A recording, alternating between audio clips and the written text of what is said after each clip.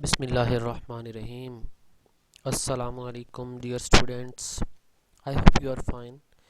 Students आज हम second year biology से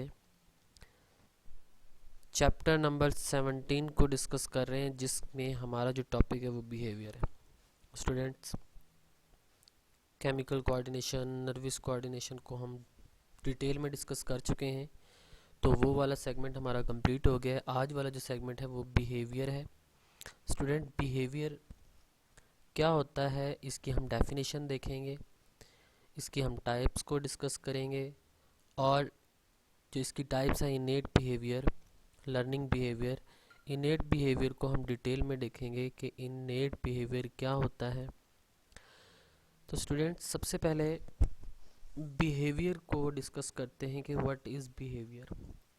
आप अक्सर आपस में जब बात कर रहे होते हैं तो कहते हैं कि फ़लाँ का बिहेवियर अच्छा नहीं है, फ़लाँ का बिहेवियर ऐसा है, फ़लाँ टीचर ऐसे हैं, फ़लाँ टीचर ऐसे हैं, या फ़लाँ स्टूडेंट ऐसा है। तो आप बिहेवियर को डिस्कस कर रहे होते हैं। एक्चुअली बिहेवियर क्या है? बिहेवियर रवैया होता है। अब कुछ रवैये जो होते हैं वो इनबॉर्न होते हैं, मतलब पैदाइशी होते हैं। कुछ बिहेवियर आप इन्वायरमेंट में रह के सीखते हैं। तो बिहेवियर एक चेंज है जो किसी भी स्टिमुलस की वजह से बनता है। Change in a response to stimulus, किसी भी स्टिमुलस की वजह से जो आपकी बॉडी में, आपके अंदर जो चेंज आता है उसे क्या नाम दिया जाता है? बिहेवियर का नाम दिया जाता है। The sum of everything that animals do, ये वो तमाम चीज़ों का मजमुआ जो एक एनिमल कर रहा है, जो एक इंसान कर रहा है, वो क्या कहलाता है? बिहेवियर कहलाता है। लाइक फ्लाइंग कर रहा है, उसने जंपिंग करनी है, बैठा है, सो रहा है, खा रहा है, मैटिंग हो रही है, या वो अपने स्पीशीज़ का ख्याल रख रहा है। तो वो तमाम काम, वो तमाम काम जो एक इंसान, एक एनिमल, एक प्लांट जो कर रहे हैं, जो आपको नज़र आ रहे हैं, वो क्या हैं? वो बिहेवियर होते हैं। तो साइंस की वो ब्रांच जिस पे हम बिहेवियर को स्टडी करें उसे आप इथोलॉजी कहते हैं। तो बुक में बिहेवियर को दो हिस्सों में तकसीम किया गया है। मतलब बिहेवियर की टू टाइप्स हैं, इनेट behaviour and learning behaviour. इनेट behaviour जो पैदाइशी आपके अंदर होता है, जो आपके जीन के अंदर होता है,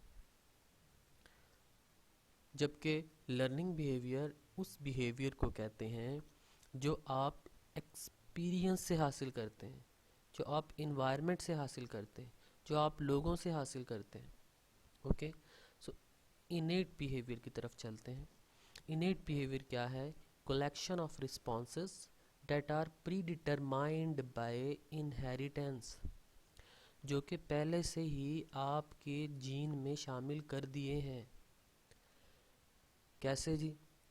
अब जैसे ही आप पैदा हुए, छोटे बच्चे पैदा होते हैं तो वो रोना स्टार्ट कर देते हैं। ये रोने वाला जो बिहेवियर है ये बचपन से ही उसके जीन में शामिल हो चुका है, इनबॉर्न ही उसके जीन में शामिल हो चुका है। जब उसकी आंख में कोई चीज़ जाता है तो वो फ़ौरन उल्टा हाथ अपने आंख पे रख लेता है। तो क्या उसकी माँ उसको सिखाती है? नहीं, वो बचपन से ही उसके जीन के अंदर ही क्या होती हैं, ये सारी इंस्ट्रक्शंस होती हैं जिसको वो फॉलो कर रहा होता है। तो ये उसका इनेट बिहेवियर होता है। अब ये होता कहाँ पे? स्पेसिफिक नर्व के अंदर। जैसे ही आप किसी हॉट ऑब्जेक्ट को लगाते हैं हाथ, तो फ़ौरन से आप क्या कर लेते हैं? हाथ को उठा लेते हैं। क्यों? क्योंकि वो मैसेज नर्व के ज़रिए आपकी बॉडी में जाता है, ताकि आप क्या करते हैं? उसको रिस्पॉन्स देते हैं। फिर वो सारा मैसेजेस साइटोप्लाज्मिक पाथवे के थ्रू मूव करता है। मल्टी सेलुलर ले लें, यूनिसेलुलर ले लें, वो तमाम ऑर्गेनिज्म जो मल्टी सेलुलर हैं या यूनिसेलुलर वायरस बैक्टीरिया हैं, वो क्या करते हैं? वो एक इनेट बिहेवियर शो करते हैं, वो बिहेवियर जो उसके जीन में पहले से शामिल कर दिया गया है। ऐसा बिहेवियर जो जीन में शामिल कर दिया गया है, जेनेटिकली वो क्या कर रहे होते हैं? रिस्पॉन्स दे रहे होते हैं। एक और बात याद रखिएगा स्टूडेंट्स, अगर हम बात करें इंसानों की और जानवरों की, तो जो इंसान होता है वो जब पैदा होगा तो उसे बहुत सी चीज़ों का इल्म नहीं होता। दुनिया में आके सीखता है, ला इलम होता है। लेकिन जो एनिमल्स होते हैं या बर्ड्स होते हैं वो पैदाइशी तौर पे क्या होते हैं, आलिम होते हैं, हर चीज़ के बारे में उनको पता होता है। वो कैसे? जब एक इंसान पैदा हुआ तो उसे नहीं पता कि उसने वॉशरूम में जाना है, उसको सिखाया जाता है। ठीक है, छोटे बच्चों को हर चीज़ सिखाई जाती है, उसे चलना सिखाया जाता है, उसे दौड़ना सिखाया जाता है, उसे बोलना सिखाया जाता है। लेकिन जो एनिमल्स होते हैं, वो बर्ड्स होते हैं, वो क्या काम करते हैं, जैसे ही पैदा होंगे। अब फॉर एग्जांपल हम बात करें चिकन की, चूज़ा जब अंडे से निकलेगा तो उसके सामने अगर बिल्ली आ जाती है तो वो फ़ौरन डर जाता है। क्यों? क्योंकि उसको पता है ये मेरा दुश्मन है। ओके, तो इस तरह के बिहेवियर को आप कहते हैं इन्नेट बिहेवियर, जो इनबॉर्न एक इंसान के अंदर होते हैं, पैदाइशी उसके अंदर जीन्स के अंदर होते हैं। सेकंड इसके अंदर आ जाता है लर्निंग बिहेवियर। लर्निंग बिहेवियर होता है इक्वायर्ड। इक्वायर्ड का मतलब यह है कि ये एक्सपीरियंसेस पे मुश्तमिल होते हैं, depends on the experiences in one's own life. वो अपनी ज़िंदगी से जो तजुर्बात हासिल करता है उसे आप लर्निंग बिहेवियर कहते हैं। क्यों कहते हैं? क्योंकि इसमें नर्वस सिस्टम जो है उसकी इसकी डेवलपमेंट हो जाती है नर्वस सिस्टम की, जिसकी वजह से उसके अंदर शऊर आता रहता है, वो नई नई चीज़ों को सीखता है, लर्न करता है, बहुत से धोखे खाता है, फिर जाके वो इंसान बनता है। अंडरस्टैंड? तो इनेट बिहेवियर को हम डिटेल में डिस्कस करेंगे, या लर्निंग बिहेवियर को हम नेक्स्ट लेक्चर के अंदर डिस्कस करेंगे। तो इनेट बिहेवियर की इंपॉर्टेंस क्या होती है, या आप एक्सप्लेनेशन कर लें। Invariable response. इनवेरिएबल रिस्पॉन्स का मतलब ये है कि इंसान के अंदर बहुत से सॉफ्टवेयर पहले से कर दिए। जब बच्चा पैदा होता है तो उसके अंदर बहुत से सॉफ्टवेयर इंस्टॉल्ड होते हैं। फॉर एग्जांपल, जब उसको गर्मी लगती है तो फ़ौरन पसीना आना स्टार्ट हो जाता है, ठंड लगती है तो वो शिवरिंग होना स्टार्ट हो जाती है। ठीक है, तो ऐसे बिहेवियर को आप कहते हैं इनवेरिएबल रिस्पॉन्स। तो ये कब होंगे? प्री प्लान्ड होंगे, प्री डिटरमाइंड होंगे, बिल्ट इन होंगे। जैसे आप एक मोबाइल लेते हैं, मोबाइल में बहुत से सॉफ्टवेयर ऑलरेडी इंस्टॉल्ड होते हैं जिसे आप डिलीट नहीं कर सकते, लेकिन बाद में आप कुछ सॉफ्टवेयर करवाते भी हैं। लेकिन जो आपने सॉफ्टवेयर इंस्टॉल करवाए हैं वो बाद में करवाए हैं, उसे आप डिलीट भी कर सकते हैं। लेकिन जो सॉफ्टवेयर ऑलरेडी इंस्टॉल्ड थे उसे आप डिलीट नहीं कर सकते। तो इसी तरह हमारे बॉडी के अंदर जब हम पैदा होते हैं तो हमारे बॉडी में अल्लाह ताला ने जेनेटिकली बहुत से सॉफ्टवेयर इंस्टॉल कर दिए हैं, इसकी वजह से हमें पहचान होती है, जो इनेट बिहेवियर कहलाते हैं।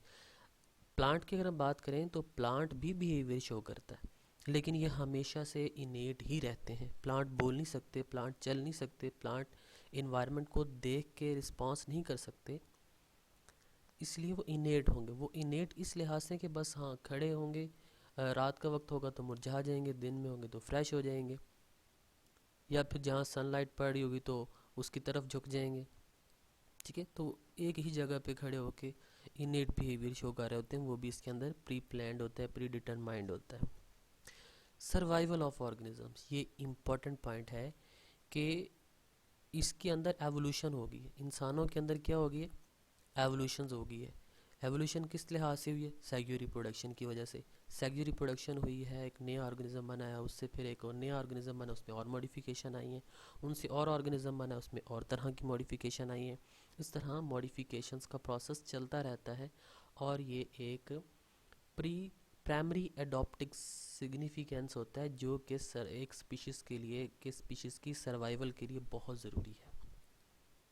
ठीक है, अगर फॉर एग्जांपल एक बेबी पैदा होता है, पैदा होते ही अगर वो अपने अंदर एडॉप्टेशन नहीं लेके आता तो वो फ़ौरन उसकी डेथ हो जाएगी।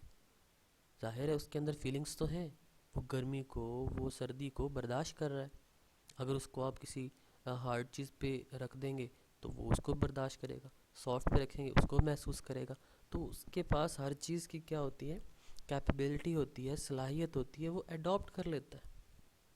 और डार्विन के मुताबिक, जो आपने नेचुरल सिलेक्शन को डिस्कस किया था, नेक्स्ट लेक्चर में भी, एवोल्यूशन वाले चैप्टर में भी हम डिस्कस करेंगे। उसमें डार्विन ने भी यही बताया था कि एनिमल का जो बिहेवियर है उसमें कुछ एनिमल्स क्या करते हैं, अपने आप को सर्वाइवल करते हैं। जो सर्वाइवल के लिए फिटेस्ट होते हैं वही सिर्फ ग्रो करते हैं, वही यहाँ पे आगे सर्वाइव करते हैं।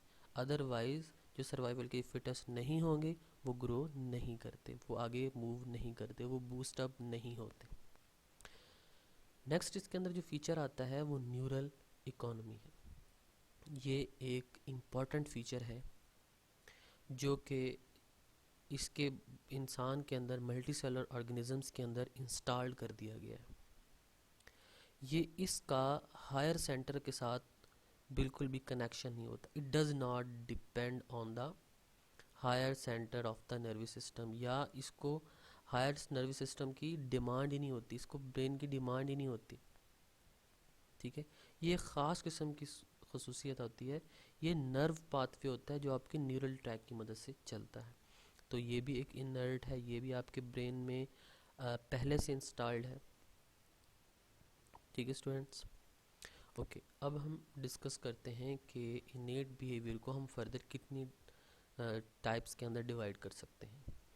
तो इनेट बिहेवियर दो तरह की है।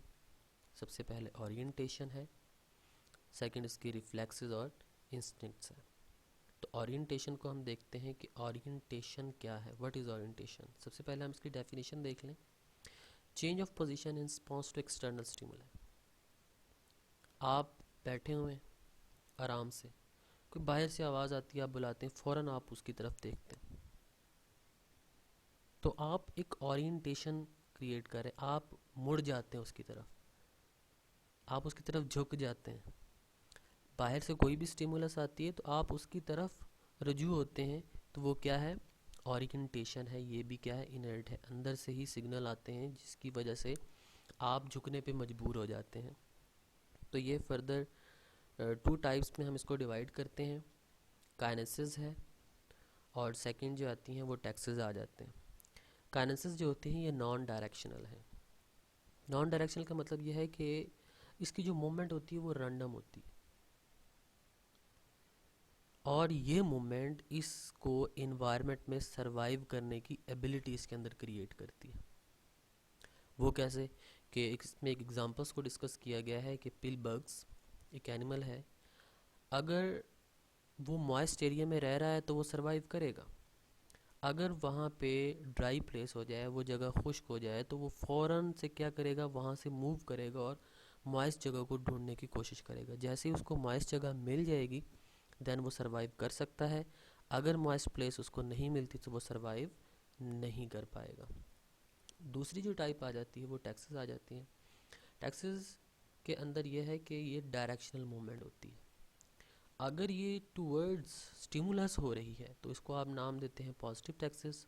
अगर ये स्टिमुलस से दूर जा रही है तो इसे आप नाम देंगे नेगेटिव स्टिमुलस।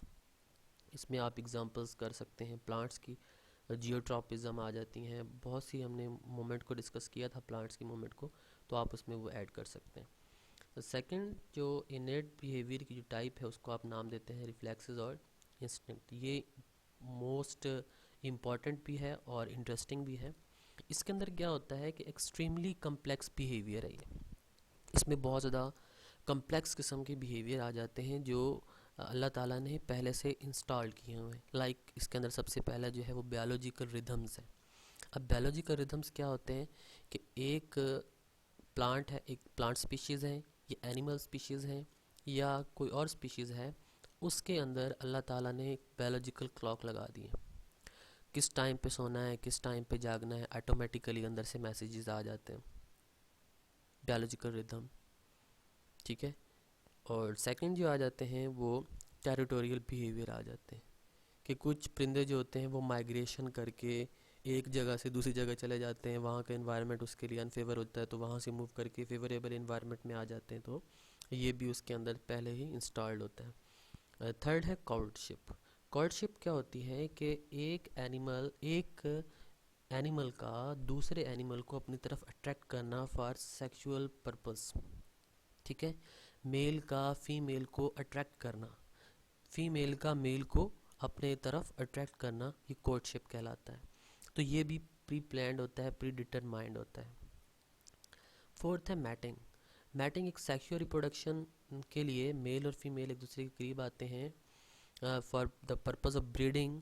तो ये भी क्या है, एक अल्लाह ताला ने इसके अंदर प्री डिटरमाइंड रखा हुआ है, पहले से ही रखा है। ये भी इसका क्या है, इनेट बिहेवियर है। फिफ्थ है जी एग्रीगेशन। एग्रेशन, एग्रेशन ये कि इंसान को गुस्सा भी आ जाता है, कभी रीज़न ना हो, बैठा हुआ है अनकॉन्शियस, क्या हो जाएगा, उसको गुस्सा आना स्टार्ट हो जाएगा।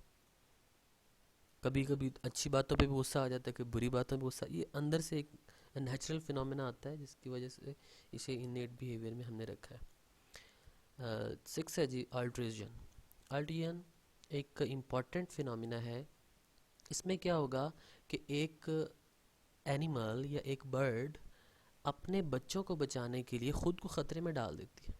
लाइक चिड़िया ने शाम को अपने घर जाना है, घोंसले में जाना है, तो रास्ते में उसके पीछे उसका जो एनिमी है और जो दुश्मन है उसके पीछे लग जाता है, तो वो अपने घर जाने के बजाय अपना रास्ता चेंज कर लेती है, ताकि मैं अगर घर गई तो जो ये दुश्मन है ये मेरे बच्चों को मार देगा। इसलिए वो अपनी जान को ख़तरे में डाल देती है और दूसरों को बचा लेती है। आप कह सकते हैं concern for the needs and feelings of other people above one's own. अपने बिहाव पे लोगों को क्या करना, प्रोटेक्शन देना। सोशल हायरार्ची, ये भी एक इम्पॉर्टेंट फिनोमेना होता है कि जैसे एक ग्रुप है, ग्रुप के अंदर एक लीडर होता है, तो हम लीडर को ज़्यादा फेवरिज्म देते हैं, उसकी ज़्यादा अहमियत होती है। तो ये भी एक नेचर ने क्या रखा हुआ है, इसके अंदर इनेट बिहेवियर रखा हुआ है। इसकी एग्जांपल आप हनी बीज़ को देख लें, तो हनी बीज़ जो फीमेल बीज़ है उसकी ज़्यादा रिस्पेक्ट होती है क्वीन की, क्योंकि उसने हनी बनाना होता है। इसी तरह जो लास्ट पॉइंट है वो सोशल ऑर्गेनाइजेशन है। सोशल ऑर्गेनाइजेशन में भी ये होता है कि एक माशरे के अंदर जब लोग रह रहे हैं तो माशरे में हमने ग्रुप बंदी कर दी है, और उस ग्रुप में रहने वाले जो लोग हैं उसको हम ज़्यादा अहमियत देते हैं। तो स्टूडेंट्स, आज का जो लेसन था वो इंटरेस्टिंग है, बिहेवियर पे है, साइकोलॉजिकल है, ठीक है। इसको अच्छे से याद कीजिएगा, कोई क्वेश्चन हो तो आप पूछिएगा। ओके, अल्लाह हाफिज़, अपना ख्याल रखें, फ़ी अमानिल्लाह।